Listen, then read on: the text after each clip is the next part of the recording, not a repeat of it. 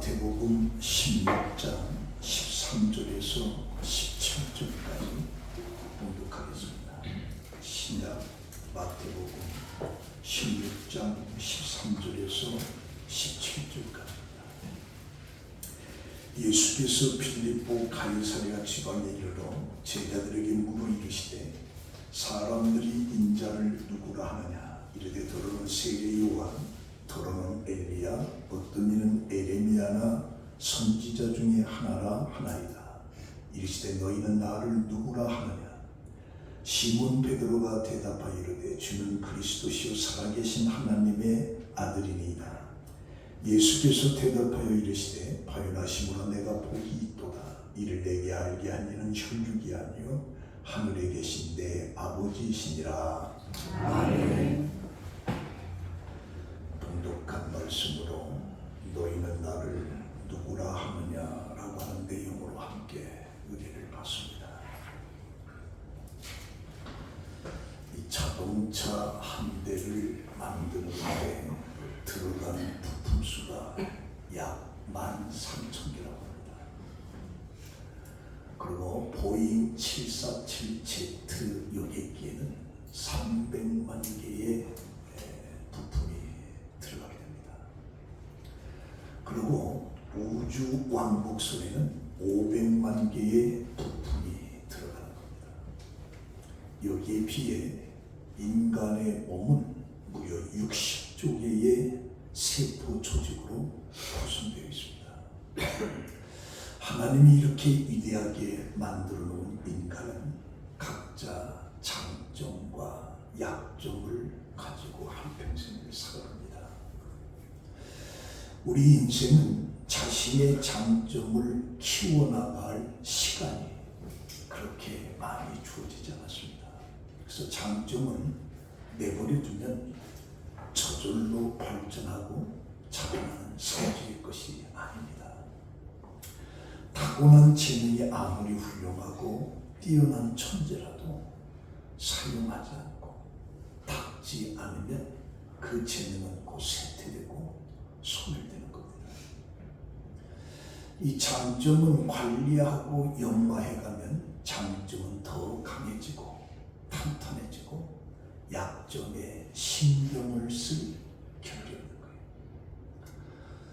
그러나 약점에 신경을 쓰면 약점은 더 부각이 되는 거예요.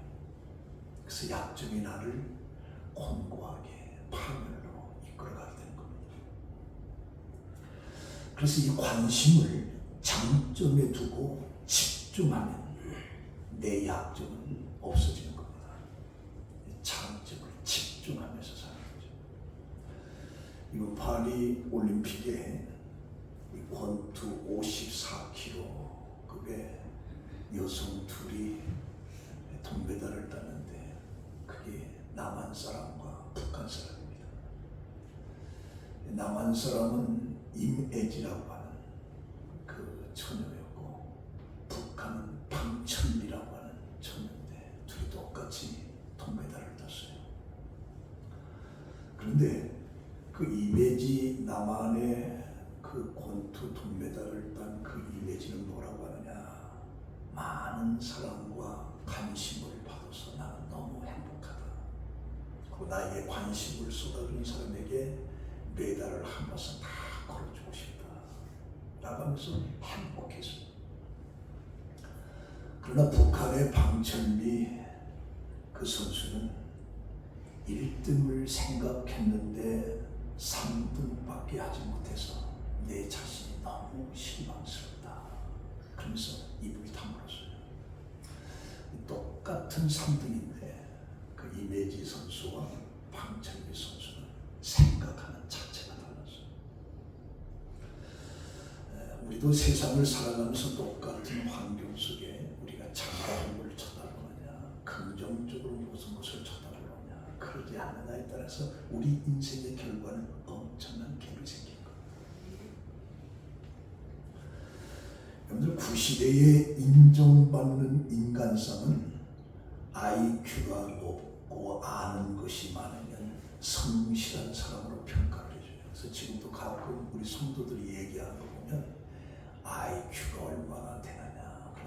IQ에 상당히 초점을 맞추는 경우가 많아요. 사실 학교에서 평가하는 IQ는 언어적 지능과 수학적 지능 이 두 가지만 구성돼서 IQ가 우리에게 내게 하는 거예요. 그래서 그 IQ가 떴다라고 하는 것은 언어와 수학적 기능이 좀 탁월하다라고 하는 것뿐이지 다른 것에 있어서는 그렇게 문제가 되지 않아요. 그래서 오늘날 우리가 직면한 사회는 인격을 갖추고 창의적인 사고라는 EQ, 그 EQ가 높은 사람이면 학력보다는 무엇을 공부했느냐가 더 중요해요. 무엇을 공부했느냐. 그리고 아는 것이 많은 것이 중요한 것이 아니고 계속적으로 내가 배우려는 데 자세가 필요해요. 그래서 스스로 일을 해가는 그 인간성이 척하면서 EQ가 얼마나 높으냐가 더 중요해요. IQ가 높으냐는 그건 그렇게 중요하냐. 공부 잘하는 사람은 한 가지나 미쳐버리면 공부 잘하는 거예요. 그 IQ가 좋은 거 아니에요. EQ. 그래서 우리가 새 시대에 요구하는 인간성은 높으냐 낮다가 아니라 한다 안 한다는 문제예요. 그 하버드 대학의 가드너 교수는 8가지 지능이 있다고 말하는데, 그러나 90에나 새 시대를 불문하고 인간이 갖추어야 될 인간성이 하나 있는데 그건 뭐냐? FQ입니다. 그 FQ가 뭐냐? 바로 믿음이에요. 그 믿음의 지수가 높은 인간이 하나님으로부터 높임을 받는다. 하나님의 믿음. 그 믿음이 큰 사람이 하나님으로부터 높임을 받는다. 그래서 로마서 1장 17절에 복음에는 하나님의 의가 나타나서 믿음으로 믿음에 이르게 하나니 기록된 바 오직 의인은 믿음으로 말미암아 살리라. 그래서 정말 우리에게 필요한 것은 믿음입니다. 오늘 이 봉독한 말씀 속에 예수님께서 제자들과 여행하는 중에 빌립보 지방에 이르렀을 때 예수님께서 갑자기 제자들에게 물어봅니다. 사람들이 나를 누구라고 말하냐? 그랬더니 14절에 이야기가 나옵니다. 더러는 세례 요한, 더러는 에리야, 더러는 에레미야나 선지자 중에 하나라고 얘기합니다 라고 보고를 합니다. 그럼 여기에서 세례 요한이 누구냐? 그는 그 당시 가장 유명한 선교자입니다. 이 광야에서 외치는 소리에 이 요한의 설교를 듣기 위해서 수많은 사람들이 그 광야 요단강을 다 쫓아옵니다. 그래서 그 세례 요한에게 세례를 받기도 하는 거죠. 자, 그런 세례 요한을 생각하면서 예수님께서 마태복음 산상수훈과 같은 그런 아주 귀한 말씀을 선포하는 것을 볼 때 그 세례 요한과 같이 설교를 잘하는 예수인가 보다 라고 생각하는 무리들이 그때 있었어요. 그래서 예수를 세례 요한과의 어떤 동급으로 생각하는 거죠. 지금도 예수를 그런 측면에서 쳐다보는 사람들이 많습니다. 예수를 어떤 위대한 사상가, 위대한 스승, 위대한 선자쯤으로 생각하는 사람들이 많으죠. 그러나 예수는 세례 요한이 아닙니다. 그럼 엘리야는 누구냐? 구약에서 엘리야는 능력의 사람입니다. 한 번 기도하면 하늘문이 닫혀, 한 번 기도하면 3년 6개월 동안 비가 오지 않던 땅에 비가 오게, 그리고 하나님께 기도하면 하늘에서 불이 내려와서 재물을 살리는 그런 능력의 엘리야를 비교하는 거죠. 그래서 예수님도 기도하니까 소경이 눈이 열리고 귀가 열리고 떡 5개와 물고기 2마리로 5,000명을 먹이는 놀라운 기사와 이적을 베푸는 그런 예수의 모습을 보고서 예수는 엘리야와 같은 사람이다 라고 생각하는 사람들이 있어요. 그래서 예수를 특별한 어떤 능력의 사람으로 생각했다. 그러나 예수는 능력의 사람 엘리야하고 비교할 수가 없습니다. 또 어떤 사람은 예수님을 에레미야 선지자라고 생각하는데 에레미야를 우리가 눈물의 선지자라고 합니다. 바벨론의 멸망을 예고하면서 눈이 진일게지도록 나라와 민족을 위해서 눈물을 흘렸던 선지자가 바로 에레미야예요. 예수님께서도 이 땅에 오셨을 때 3번을 울었는데 그 중에 한 번이 뭐냐? 예루살렘의 멸망을 생각하면서 예루살렘아 예루살렘아 어미닭이 병아리를 품은 듯이 너희들 얼마나 너희를 품었느냐면서 눈물을 흘렸던 그 예수의 모습을 보면서 예레미야나 선지자와 같은 사람이다 라고 그렇게 이야기를 하게 되는 거죠. 그러나 예수님께서는 그런 에레미야나 선지자 중에 한 사람은 아니다. 그럼 예수는 누구냐? 예수는 사람이면서도 하나님이십니다. 제자들은 예수님에 대해서 사람들이 이렇게 생각합니다라고 하는 것을 얘기한 그 제자들을 향해서 예수님께서는 뭐라고 하냐? 그러면 너희들은 나를 누구라고 생각하느냐? 나를 누구라고?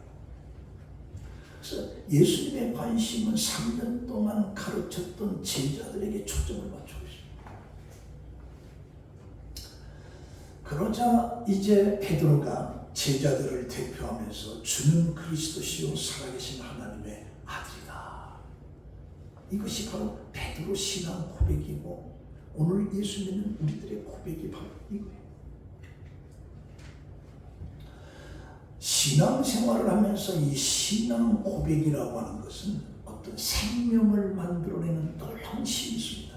그래서 로마서 10장 9절에 보면 내가 만일 입으로 예수를 주로 시인하며 또 하나님께서 그를 죽은 자 가운데서 살리신 것을 내 마음에 믿으면 구원을 얻으리라. 사람이 마음에 믿어 의에 이르고 입으로 시인하여 구원을 얻으리라. 성경에 이르시되 누구든지 그를 믿는 자는 부끄러움을 당하지 아니하리라. 그래서 내가 입으로 예수는 그리스도시요 살아계신 하나님의 아들이라고 하는 이 신앙 고백을 통해서 우리는 생명을 얻게 되는 것입니다. 그래서 살아계신 하나님의 아들이라고 하는 이 신, 아버지께로부터 그의 백성에게 파송을 받은 메시아. 그래서 살아계신 하나님의 아들, 또 하나님은 인간을 만들어낸 그런 것이 아니라 죽은 신이 아니라는 거죠. 예수는 바로 살아계신 하나님의 아들이라고 하는 것을 우리가 입으로 고백하는 이 고백이 우리에게 생명을 가져다주는 놀라운 신이다. 그래서 로마서 6장 9절에 그리스도께서 죽은 자 가운데서 살아나셨음에 다시 죽지 아니하시고 사망이 다시 그를 주장하지 못할 줄을 알미로다. 예수는 죽었다가 다시 서 사망이 다시는 그를 주장하지 못한다. 그래서 요한복음 17장 3절에는 영생은 곧 유일하신 참 하나님과 그의 보내신 자 예수 그리스도를 아는 것이다. 영생이라고 하는 건 영원히 산다라고 하는 건데 그게 뭐냐? 바로 하나님과 그가 보내신 예수 그리스도가 하나님의 아들이라고 하는 것을 내가 고백하는 그 고백한 자에게 영생이라고 하는 놀라운 축복이 주어진다. 그래서 신앙 고백이 그렇게 중요해요. 그래서 우리가 구원을 받아 영생을 얻는 길은 하나님과 그의 보내신 예수 그리스도를 믿는 것이다. 그게 영생을 얻는 거다. 자, 그렇다면 예수가 대체 누구냐며. 예수가 그 베드로의 고백 속에 첫 번째를 보면 뭐냐? 우리의 주인이다. 인생의 주인이다. 그러니까 베드로는 너희들은 나를 누구라고 하느냐라고 할 때 주는 할 때 그 주라고 하는 말이 퀴리오스라고 하는 말입니다. 주인이라고 하는 말. 그러니까 베드로가 주는 할 때 나는 당신의 종이다 라고 고백하는 거예요. 다시 말하면 예수님께서는 베드로의 주인도 되고 모든 성도들의 주인도 되고 인생의 주인이 된다라고 하는 고백이에요. 근데 우리가 세상을 살아가면서 많은 사람들이 자기 나름대로의 주인을 가지고 있어요. 어떤 사람은 돈이 주인일 수도 있어요. 쾌락의 주인이 될 수 있어요. 어떤 사람은 지식, 어떤 사람은 명예. 그래서 돈이나 지식이나 명예나 쾌락이 그를 지배하면서 종속된 그런 개념 속으로 살아가는 사람도 많습니다. 근데 사도 바울은 뭐라고 하냐? 오직 의인은 믿음으로 말미암아 살리라. 주는 그리스도시요 살아계신 하나님의 아들이라고 하는 그 고백에 믿음을 가지고 살아간다라고 바울은 그렇게 말하고 있습니다. 그러면 예수님과 성도의 관계가 어떻게 되는 거냐라고 할 때 이 성경에는 목자와 양이라고 하는 것으로 표현해주고 있습니다. 그래서 시편 100편 3절에 보면 그는 우리를 지으신 자요 우리는 그의 것이니 그의 백성이요 그의 기르신 양이로다. 우리는 그가 지은 존재. 그럼 우리는 그의 것이에요. 왜? 그가 만들었으니까. 그럼 우리는 그가 기르신 양이다. 그래서 목자와 양과의 관계를 이야기하고 있어요. 그래서 우리는 하나님이 지으시고 기르시는 양들인데 양이라고 하는 것은 목자가 없이는 살아갈 수 없는 동물입니다. 목자가 길러야 살 수 있고 목자가 먹여줘야 푸른 초장으로 이끌어줘야 맑은 시냇가로 가야 물을 먹는 것이 바로 양이에요. 그러니까 이 양은 주인의 목자를 따라다니면 굶을 일이 없어요. 왜? 그 목자가 다 인도해 주니까. 그래서 다윗은 시편 23편에 노래를 합니다. 여호와는 나의 목자시니 내가 부족함이 없다. 하나님이 나의 목자가 되면 내가 부족함이 없다라고 다윗은 그렇게 노래를 부르고 있습니다. 그래서 이 베드로가 예수의 그 질문에 답변하는 주는 그리스도시요 살아계신 하나님의 아들이라고 하는 이것을 베드로가 책을 보고 남에게 듣고 연구해서 말한 것이 아니에요. 그 다음에 보니까 뭐냐? 이를 내게 알게 하면 혈육이 아니요 하늘에 계신 내 아버지라. 이건 네가 한 것이 아니야. 하나님이 알게 해준 거야. 하나님이. 그러면서 이렇게 답변을 한 베드로에게 예수님께서 뭐라고 하냐? 내가 복이 있도다. 복이 있도다. 우리는 복이라고 하면 돈 많은 거, 자녀들이 출세하는 거, 우리 어떤 집 같은 사이즈가 좀 더 커지는 거, 이런 것을 복이라고 생각해요. 그리고 남들 80이 주면 적어도 100살 정도는 살아야 복 받은 사람이에요. 근데 이 성경에서 예수님께서는 뭐라고 하냐? 주는 그리스도시요 살아계신 하나님의 아들이다라고 하면서 이것을 알게 하는 네가 아니고 바로 하나님이다. 그러면서 네가 복이 있도다.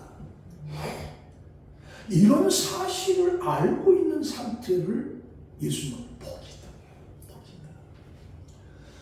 그럼 여러분들도 복 있는 사람이 되기를 원하시죠? 네. 그럼 어떤 게 복이에요? 적어도 집 사이즈가 좀 크고 자식들이 잘 출세를 하고 이런 것들을 복이라. 근데 성경은 주는 그리스도 살아계신 하나님의 아들이라고 하는 것을 고백한 그에게 복이 있다. 그럼 여러분들 복 있는 사람이 없는 사람이에요? 복 있는 사람이에요. 다시 나는 내 신세가 왜 이 모양이냐 그런 말 절대 하지 않아요. 왜? 우리 복 있는 사람.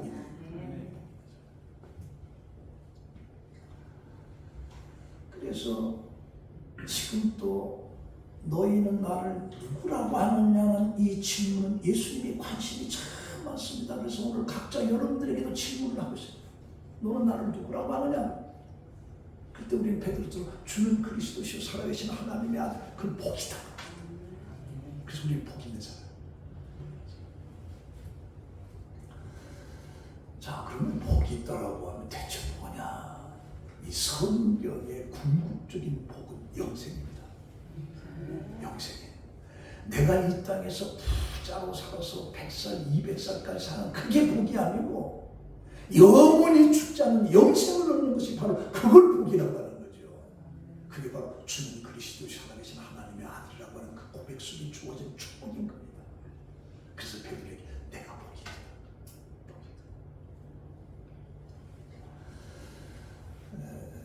이스라엘 민족이 구세주를 기다리고 메시아를 기다렸던 그 목적이 뭐냐? 로마의 속국에서 벗어나는 거였어요. 로마의 속국에서 벗어나는 거예요. 그래서 메시아를 기다렸어요.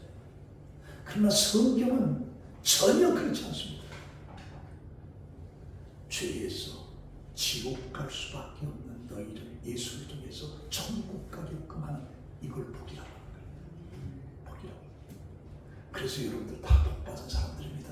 아멘. 세상 사람들의 잣대로 쳐다보면 여러분들의 삶이 공고하고 또 절망적이고 고통스러울지 모르지만 예수 그리스도를 통해서 내가 영생을 얻었다라고 하는 그런 측면에서 성경이 그걸 말하고 있고 그래서 여러분들은 복 있는 사람입니다.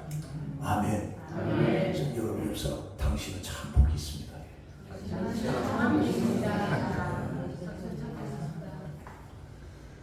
그래서 예수가 우리의 인생이라고 할 때, 주인이라고 할 때 잃어버린 자를 구원하고 우리의 죄를 속량하시고 우리를 의롭다고 하시고 우리를 영원한 초소로 그래서 그가 하늘에 승천하시고 마지막 때 우리를 데리러 와서 영원한 그곳에 있게끔 한다라고 하는 그 영생.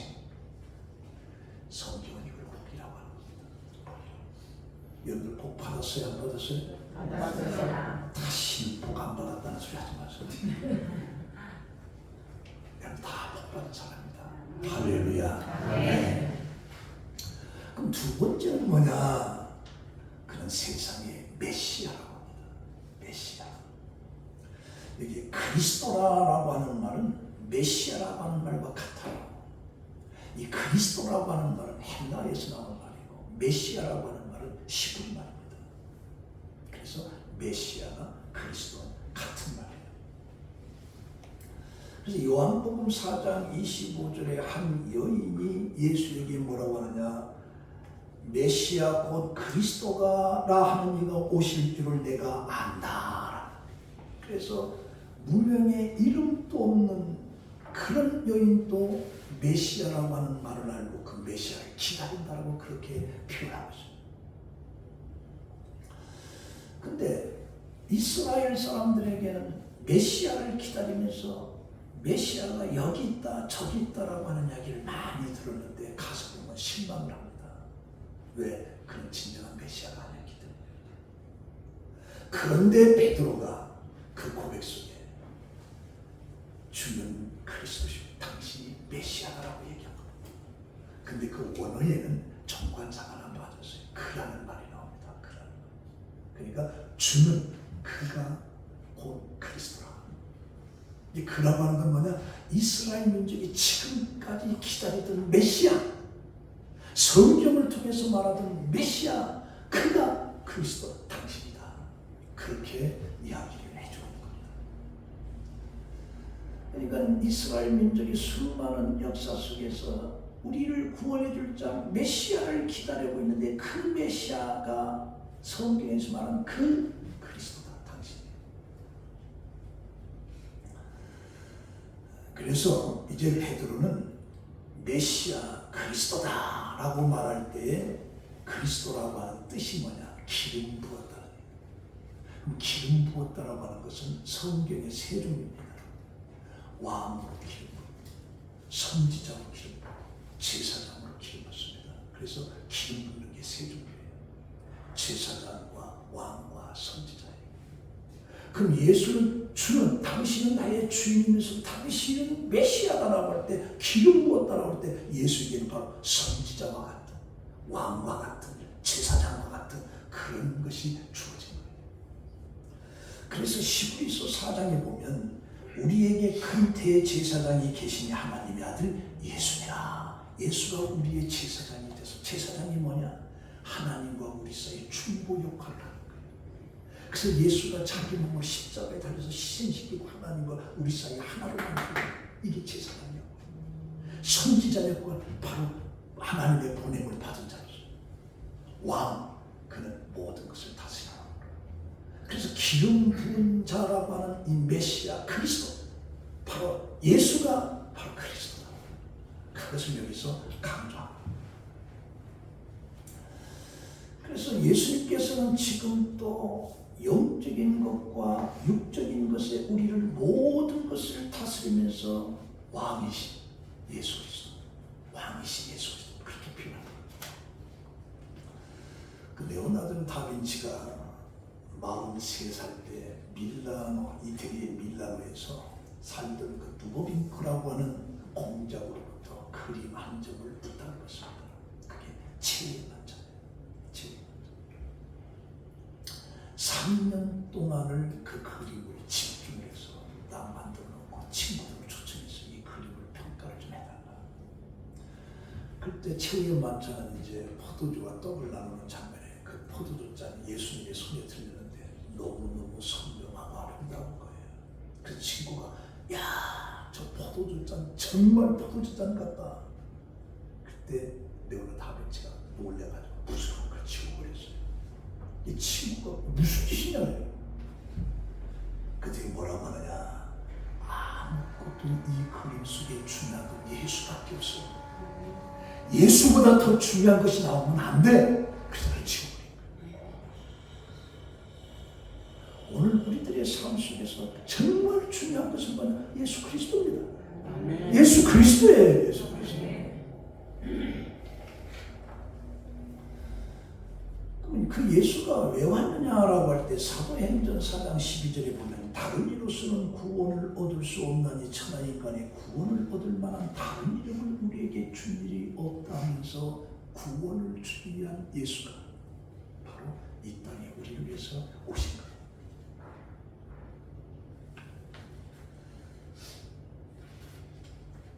자, 그러고 그 예수 그리스도가 바로 하나님의 아들이라고 하는 그런 차원 속에서 그 예수를 진심으로 고백하게 되면 그 고백을 통해서 우리 인간 자체가 변화가 됩니다. 인간 자체가 변화가 됩니다. 우리 수가성에 물길로 왔던 여인이 예수를 만나게 되고 예수를 만나면서 서로 대화하면서 물을 좀 달라 했더니 유대인이면서 어떻게 나에게 물을 달라고 하느냐. 물 달라고 하는 네가 누군 줄 알았더라면 네가 물을 줘서 내가 주는 물은 목마르지 않으다. 나에게 물을 좀 달라. 바로 내가 예수 그리스도 메시아라고 하는 걸 얘기하면서 그 여인이 뭐라고 하느냐. 당신은 메시아입니다. 그러면서 나는 다시 물길로 오지 않고 여기서 물을 생수를 먹을 수 있게끔 해주세요. 그럼 네 남편을 데리고 와라. 남편이 없으면 네 말이 맞다. 왜? 네가 지금 5명이 남편이 있는데 그 다 네 남편 아니다. 자기의 과거를 다 들춰내니까 그 여자 거기서 굴러들어. 그러면서 동네 속으로 뛰어들어가면서 내 과거를 아는 메시아가 저기 있단 말이지. 그래서 그 동네 사람을 전부 다 예수에게 몰려갈 때 그 예수의 말을 듣고 동네 사람들이 뭐라 당신이 말하는 것보다 그분이 말하는 것을 보니 그가 메시아다. 그렇게 변화가 되는 거예요. 오늘 우리가 예수를 믿으면서도 삶에 어떤 변화가 일어나지 못하는 일은 뭐냐? 그 고백이 진실된 고백이 아니야. 그냥 뱉어버리는 거예요. 자, 그 다음에 우리 세 번째는 그는 하나님의 아들이다라고 베드로는 얘기합니다. 하나님의 아들이다. 그 살아계신 하나님의 아들이다. 이 살아계시다라고 하는 이것은 바로 현재와 미래와 과거의 동시에 하나님은 살아계십니다. 우리의 시간 개념은 수평의 길입니다. 그 하나님의 시간의 개념은 원이에요. 과거 속에서 그래서 아브라함의 하나님, 이삭의 하나님, 야곱의 하나님, 지금도 하나님, 과거 5,000년 전에도 하나님.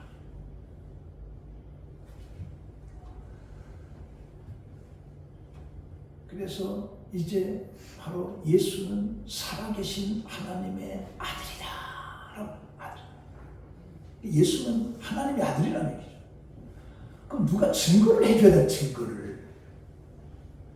마태복음 3장에 보면 예수님께서 세례를 받을 때 하늘에서 어떤 음성이 들려와요.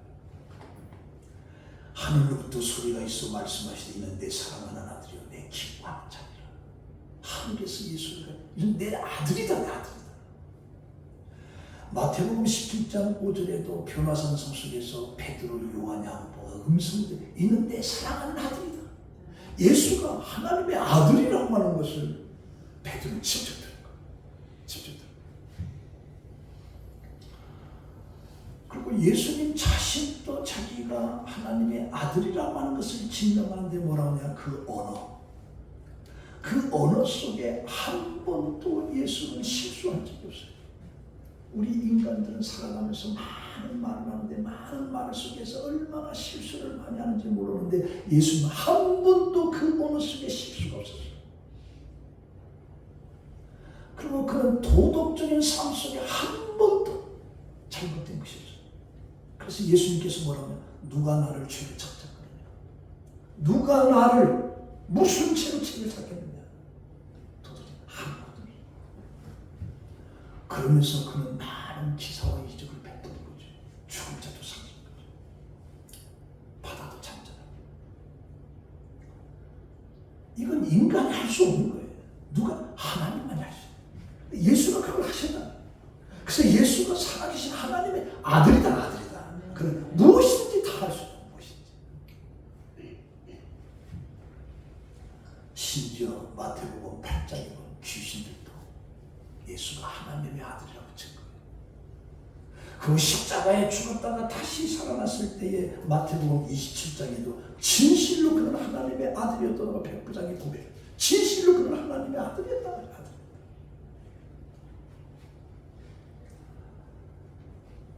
이 제자들도 수없이 증거를 하는 거예요. 왜? 제자들은 3년 동안 예수를 따라다니면서 모든 것을 다 봤어. 모든 것을 다 들었어. 그래서 예수는 하나님의 아들이다라고 고백하는 거예요. 아들이다. 그래서 예수가 누구냐라고 할 때 베드로는 정확하게 주는 나의 주님 그리스도, 그는 왕과 같은 제사장 같은 선지자와 같은 기름 부은 종, 그리고 그는 살아계신 하나님의 아들이다 라고 하는 것을 고백을 한 거예요. 그때 예수님께서 만족하겠어. 내가 복이 있다. 이제 오늘 우리는 또 예수 그리스도가 누구냐라고 할 때 그 의미를 알고 내가 정확하게 고백을 하게 되면 우리는 복 있는 사람이 되는 거예요. 그래서 예수님은 지금도 오늘들의 마음속에 누구냐? 제가 이제 무엇을 좀 생각하다가 제 갈등이 하나 있었어요. 그 캘커다의 테레사 같은 여인은 하루에 3시간 이상을 기도했어요. 노벨 평화상까지. 근데 그가 죽을 때 뭐라고 하냐, 내 일생을 3년 동안 일생을 내가 이렇게 살아서 하루에 3시간씩 기도했지 나에게 항상 믿음과 의심의 갈등 속에서 살아왔다. 내가 그걸 보고 고민을 얼마나 했는지 몰라요. 그러면 예수 주는 그리스도시요 살아계신 하나님의 아들이라고 하는 이 고백 속에 전혀 흔들림이 없는 그런 믿음을 가진 사람은 다 이게 뭐가 잘못된 거냐, 이거 어떻게 된 거냐. 그래서 제가 아침에 결론이 뭐냐, 그건 그 사람이고, 그건 테레사가 유명하다, 그 사람이고, 우리는 주는 그리스도시요 살아계신 하나님의 아들이라고 하는 이 고백 속에는 변함이 없다. 그래요. 그게 오늘 아침에 결론했어요. 그래서 주님은 지금도 내가 누구냐라고 하는 그 질문 속에 정확하게 대답할 때 우리 인생관이 바꿔지고 내세관도 바꿔지고 살아가는 방법도 바꿔집니다. 그래서 말틴 부부가 뭐라고 하느냐, 나와 너의 관계가 달라진다. 그래서 사실 예수가 누구냐라고 하는 이 물음은 이 세상에 예수님 오실 때부터 인류들에게는 항상 궁금한 관심사였어요. 대체 네가 누구냐? 네가 누구냐? 이게 누구냐라고 할 때 올바른 신앙인지 잘못된 신앙인지 불량신앙인지 아니면 건강한 교인지 병든 교인지 정확한 교인지 거기서 다 나와요. 예수가 누구냐라고 하는 질문 속에 내가 뭐라고 답변하느냐에 따라서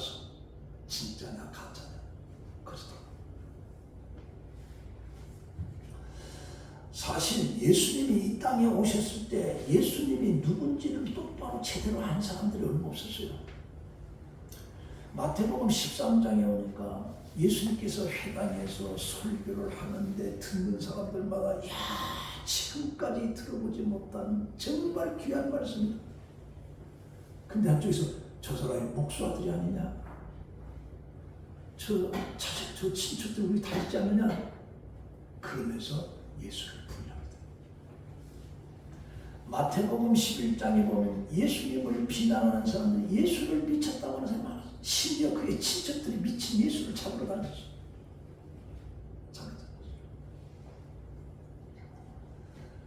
그러니까 그들은 예수를 정확하게 모르는 거예요. 그러니까 오늘 우리들도 당연히 뭐 이런 게 아니라 주는 그리스도시요 살아계신 하나님의 아들이라고 하는 그 진지한 그 고백 속에 내가 고백할 때 그 영생이고 축복이는데 그걸 그냥 들은 길로 그냥 외우는 식으로 그래서 안 된다 그래요. 거긴 삶의 변화가 아니라 삶. 자, 이 말씀대로 결론 맺습니다. 내가 누구냐라고 할 때 주는 그리스도시요 살아계신 하나님의 아들이다라고 하는 이 고백함과 동시에 거기에 주어지는 사명이 있어요. 그 사명이 뭐냐? 너도 그 예수를 그렇게 증거하라. 주는 그리스도시요 살아계신 하나님의 아들이라고 하는 걸 증거하라. 좀 시간이 좀 갔습니다만 우리 구약 속의 노아를 한번 생각해 봅니다. 노아에게 하나님께서 이 세상을 물로 심판하겠다. 배를 만들어라. 그래서 배 모양까지 다 하나님 말씀해 줬어요. 근데 노아는 그 말씀을 그대로 믿었어요. 그대로 믿고 순종을 하면서 그때가 노아가 나이가 500살이에요. 산 중턱에 배를 짓는데 120년간을 짓습니다. 120년간을 지면서 지금의 그 배가 엄청나게 큰 배예요. 그 시대에 노아가 배를 짓는 그 쉬운 게 아니에요. 쉬운 게 아니에요. 근데 매일매일 배를 지으면서 120년 동안 그 동네 사람들 앞에 증거 하나님이 이 세상을 심판하시다. 회개를 쫓고 있어요. 홍수가 와서 이 세상을 심판한다. 아무도 그걸 안 믿었어요. 아무도. 그러니까 사람들은 120년간 노아의 소리를 무시한 것이죠. 그래서 때가 돼서 하늘문이 열리고 물이 터지고 밑에서 물이 터지면서 이 세상을 완전히 홍수로 심판하는데 40주야를 비가 내립니다. 40주야. 그리고 창세기 10장 16절에 보니까 여호와께서 그 방주 폐문을 닫아버렸어요. 왜? 노아는 마음이 온유한 사람이라 물이 솟구치고 막 하니까 사람이 나 살리라고 뱃속에 들어오면 문 열어줄까 안 열어줄까? 그러지 못하고 하나님 막아버렸어. 그럴 때 야 하나님도 무정하시네 사람이. 근데 뭐냐? 120년간을 기다려준 거야. 그 뒤에는 심판이 있는 거예요. 그 뒤에는 지금도 마찬가지. 주 예수를 믿으라 그리하면 너와 내 집이 구원을 얻으리라. 그럼 예수가 누구냐? 주는 그리스도시요 살아계신 하나님의 아들이라고 하는 이 말씀을 내가 믿고 마지막 그 말씀을 가 그런 자에게 생명이 주어지. 생명이 주어지. 그래서 예수가 누구냐라고 할 때 그냥 인간적으로 좋은 분이고 도덕과 뭐 3대 철인 중에 하나다 이런 식으로 예수를 알아서는 안 된다. 세례 요한에게 엘리야에게 에레미야 선지자에게 그 동급으로 비교해서는 안 된다. 너희들 나를 누구라고 하냐? 주는 그리스도시요 살아계신 하나님의 아들이라고 하는 이 고백이 여러분들을 영생으로 영원한 천국으로 이끌어간다라고 하는 축복의 사람이 되기를 예수의 이름으로 축원합니다. 아멘. 기도하겠습니다. 하나님 감사합니다. 너희들은 나를 누구라고 하느냐? 라고 하는 이 질문을 지금도 우리에게 들려오고 있습니다. 우리도 베드로처럼 주는 그리스도시요 살아계신 하나님의 아들이라고 하는 그 고백을 통해서 내가 복이 있도다 라고 하는 인정을 받는, 그래서 영원한 영생을 다 소유하는 우리 성복음 성도들이 되게 하여 주시옵소서. 예수님의 이름으로 기도합니다. 아멘.